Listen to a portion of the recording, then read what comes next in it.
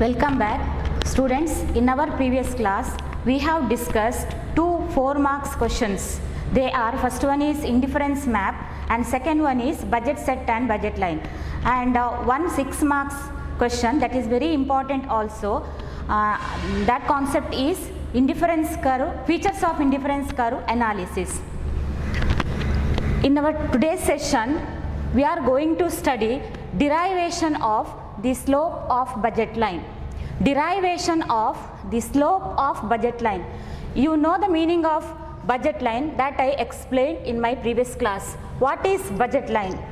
It's a line showing or represents combinations of two commodities purchased by a consumer with the given income and price of commodities. It's a line showing combinations of two commodities purchased by a consumer with the given income and price of commodities. Then how to derive this slope of the budget line? So let us explain that one with the help of this diagram. Here OX axis measures mango and OY axis measures banana. So that slope can also be calculated as delta y upon delta x, but usually slope of the budget line that is equal to units of bananas willing to sacrifice divided by units of mangoes willing to gain. So this one is negative slope. Why budget line is sloped negatively? That is because consumer has to sacrifice some units of banana to purchase some units of mango. So with this formula we can calculate slope of the budget line. So that is equal to minus PB upon PM, price of bananas divided by price of mangoes. Suppose consumer sacrifices 2 units of bananas to get 1 unit of mango, then slope of the budget line, that is, or it can be calculated as minus 2 upon 1. Here minus sign can be avoided.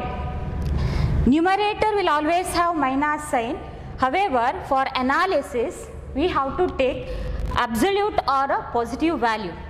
Hence it should be minus 2, that is equal to 2. So we go with the positive value. So in this way we can derive slope of the budget line. So slope of the budget line, that is equal to units of bananas willing to sacrifice divided by units of mangoes willing to gain, or delta y upon delta x. Here delta means change in y commodity divided by change in x. So the next concept is optimum choice of the consumer. So optimum choice of the consumer. So what is this optimum choice?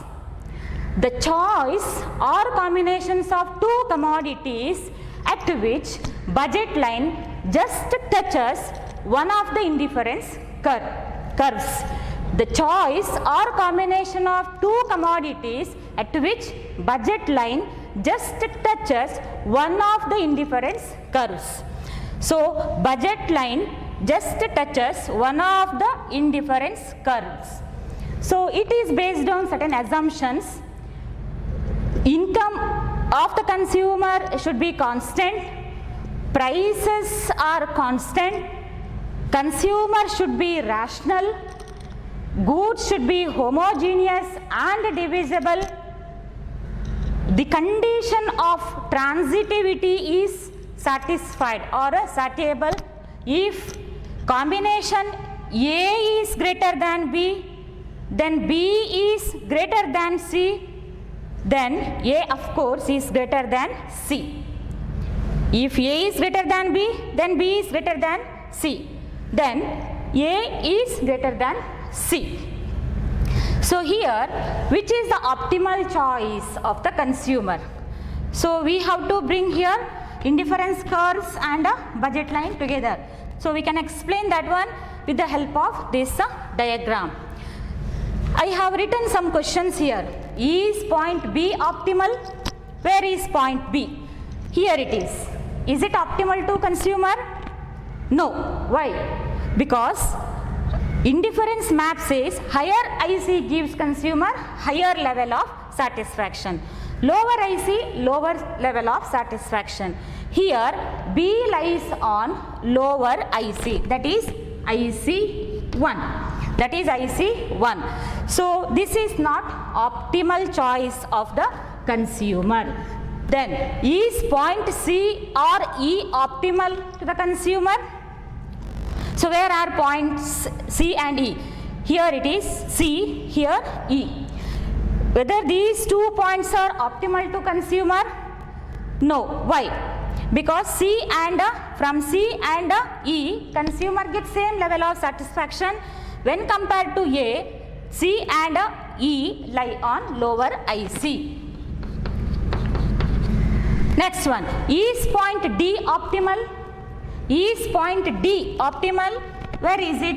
Here it is on IC4. IC4, higher IC gives consumer higher level of satisfaction, but the question here is whether D combination of good Y and good X is affordable to a consumer? No. Why? Because it lies outside the budget line. It is on higher IC, but it lies outside the budget line. So consumer's income is less to afford D combination. Then which one is optimal? Last one is point A optimal? Where is A? A is here. So A is the only combination from which consumer gets maximum satisfaction or maximum utility. So A lies on higher IC2. A lies on IC2 and it comes on a budget line. PL here is a budget line and it lies on a PL budget line. So consumers in budget line or consumers income and IC just touches at A combination. Hence A is optimal choice of the consumer. It is an optimum bundle and consumer attains equilibrium at A. Consumer attains equilibrium at A by having ON units of good Y and OM units of good X. So what is this optimum choice of the consumer? So which one is optimum choice? Optimum bundle, that is A. I repeat the meaning of optimum choice. That is a choice or combination of two commodities at which budget line, PL budget line just touches one of the IECs, that is IC2 at A. This is the optimal choice. Hope it is clear. Next one is demand. So what is this demand? That is very, very important concept in economics.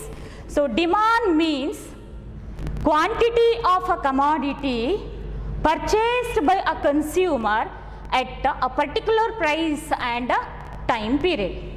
Quantity of a commodity purchased by a consumer at particular price and a time period.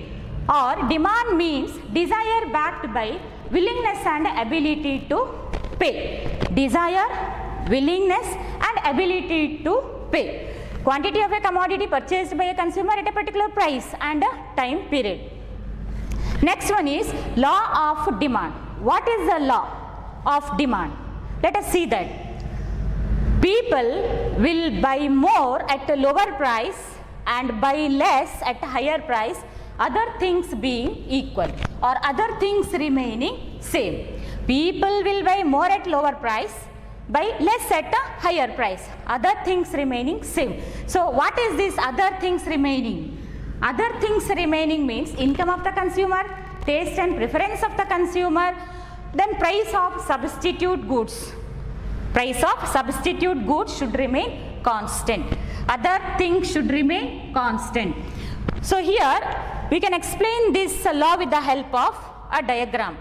See, when price is high, demand is low. When price decreases from here 10 to 5, then demand increases. When price decreases from 10 to 5, what happens to demand? Demand increases. DD is the demand curve. Here I have written on O, y axis price, O, x axis denotes demand. When price is high, consumer purchases less. When price decreases from rupees 10 to 5, then consumer wants to purchase more units of a commodity, any commodity. So it tells us when price increases, demand decreases. When price decreases, demand increases. Other things being same, or here we can write other things being same. So next one is market demand curve. Market demand curve. So what is that market demand? Let us see that. Market demand for a good at a particular price is the total demand of all consumers. Demand of all consumers. That is called market demand. Or if we take the demand of all consumers, then that is considered as market demand. Then how to derive market demand curve? See the meaning of market demand curve that can be derived. Market demand curve can be derived by adding the individual demand curves horizontally. By adding the individual demand curves horizontally. So this method of adding two individual demand curves horizontally is called horizontal summation. That is called horizontal summation. So what is horizontal summation? The method of adding two individual demand curves together. That is called horizontal summation. So let us explain that one with the help of this table and diagram. Actually in NCERT textbook it is given very complicated. So I have given some numerical value in place of price and in place of quantity, and also if we take together we get market demand. Here also this one shows price.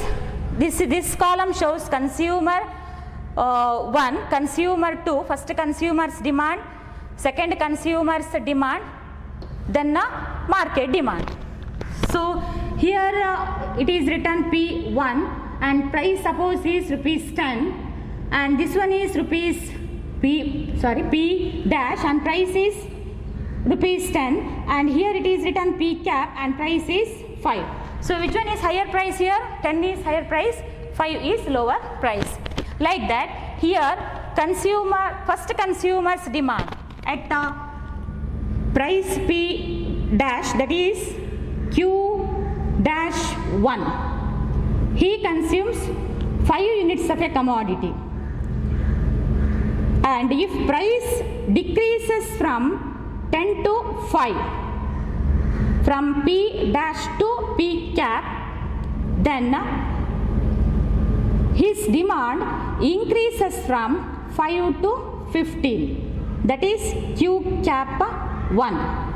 When we come to consumer 2, second consumer, to this price, demand is totally different. First consumer's demand is 5. Second consumer's demand should not be same as 5. He can demand some other units. So let us see that. When price is 10, first consumer's demand is 5 units, but second consumer's demand, that is 10 units. His demand is more than a first consumer. In market it happens. Like that, when price is 5, it is less than 10. Let us see second consumer's demand, it is 20.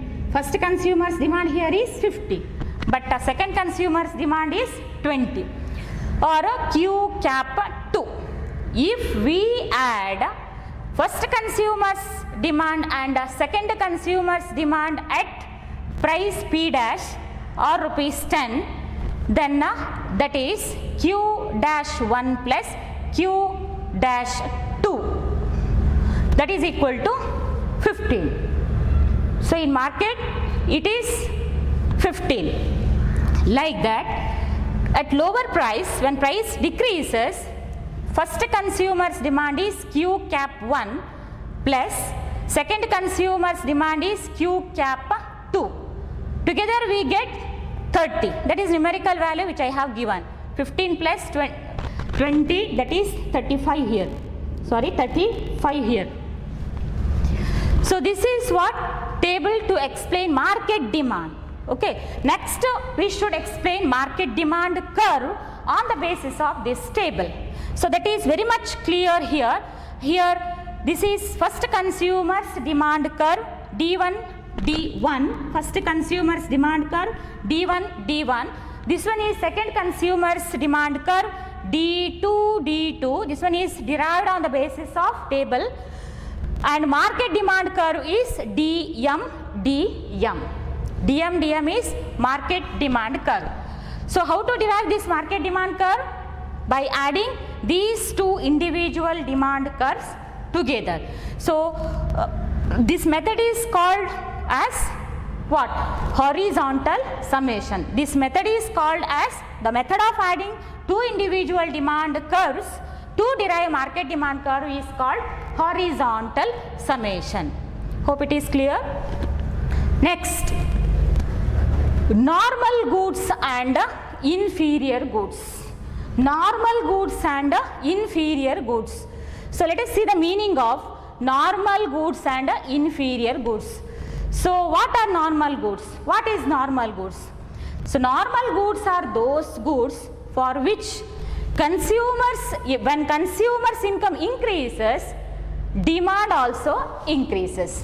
When consumers' income increases, then consumer demands more of normal goods. When his income decreases, then demand also decreases. When consumer's income is low, then he doesn't purchase more normal goods. His demand decreases. For example, daily use goods. So we can give daily use goods as example to normal goods. So what type of relationship exists between income and demand of normal goods here? There exists positive relationship between income, consumer's income and demand for normal goods. How? I explain. When consumer's income increases, demand increases and vice versa. Next we come to inferior goods. So what is the meaning of inferior good? So we usually consider inferior goods as low quality goods. When consumer's income increases, demand for inferior goods, we can imagine, no? Demand for inferior goods decreases and vice versa. Means when consumer's income is low or less, then only he can think of purchasing which one? Inferior goods. When his income is less, then only he purchases more inferior goods. So what type of relationship exists? So as I already told you, example for inferior good is low quality goods or coarse cereals. Coarse here means low quality cereals usually consume, no? That is example to inferior goods. So what type of relationship exists between income and demand for inferior goods? There exists negative relationship. So when income increases, demand for inferior goods decreases and vice versa. So negative relationship exists between income and demand for inferior goods. So like that, another group of goods, that is substitute goods and complementary goods. Substitutes and complementary goods. Substitute goods are those goods which are used as alternatives to satisfy a particular want. So which are substitute goods? For example, tea and coffee. Tea and coffee are substitute goods. Electricity and solar energy are substitute goods. So what type of relationship exists between the price and demand for substitute goods? If the price of tea increases, demand for coffee increases. What happens here? If the price of tea increases, then demand for coffee increases.